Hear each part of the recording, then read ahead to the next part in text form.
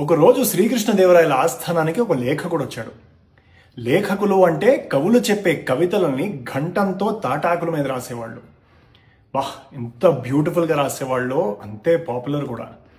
అలా ఈ ఆస్థానానికి వచ్చిన లేఖకుడు ఎంతో గర్వంతో, మహారాజా, మీ అష్టదిగ్గజాలు పెద్ద తోపులంట కదా, నా ఘంటం ఆకుండా పద్యం చెప్పమనండి చూస్తాను అని ఛాలెంజ్ చేశాడు. శ్రీకృష్ణదేవరాయలు చిన్న నవ్వు నవ్వి కానివ్వండి అన్నారు. వెంటనే మన అల్లసాని పెద్దన లేచి నోరు తిరగని ఒక కఠినమైన పద్యం చెప్పారు. చెప్పింది చెప్పినట్టు అదే స్పీడ్లో రాసి ఇంతేనా అన్నట్టు ఒక లుక్ ఇచ్చాడు లేఖకుడు. ఈ యారగెన్స్ని అబ్జర్వ్ చేస్తున్న తెనాలి రామకృష్ణుడు వీడికి ఇలాగాదని లేచి, నేను చెప్తాను రాయండి అన్నాడు. ఎంతో గర్వంతో ఉన్న ఆ లేఖకుడు చెప్పండి అన్నాడు. అప్పుడు తెనాలి రామకృష్ణుడు బాబా అన్నాడు.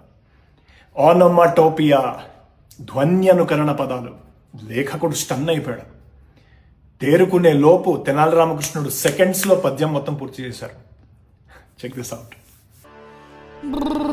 బాబా తలపై పూవట జాబిల్లి, వల్వ బూదట చేదే బూవట, చూడగలులు కవ్వట, అరయంగనట్టి హరుణకు జే జే.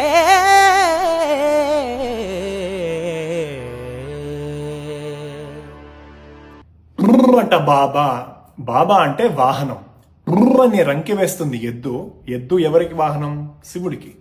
జాబిల్లిని తల మీద పువ్వులా పెట్టుకున్నవాడు, విభూదిని వలువలా ఒళ్ళంతా పూసుకున్నవాడు, చేదే బూవట విషం తినేవాడు, చూడగా కవ్వట, ఆనమాటోపియా అగైన్.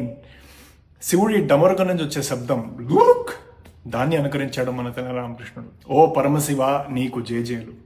అప్పటి వరకు గర్వంతో విర్రవీగిన ఆ లేఖకుడు హంబుల్ అయ్యాడు. ఎంత ఎదిగినా ఒదిగుండాలని మన పెద్దవాళ్ళు అంటారు కదా, అందుకే no matter how talented you are, you have to be humble or life will humble you.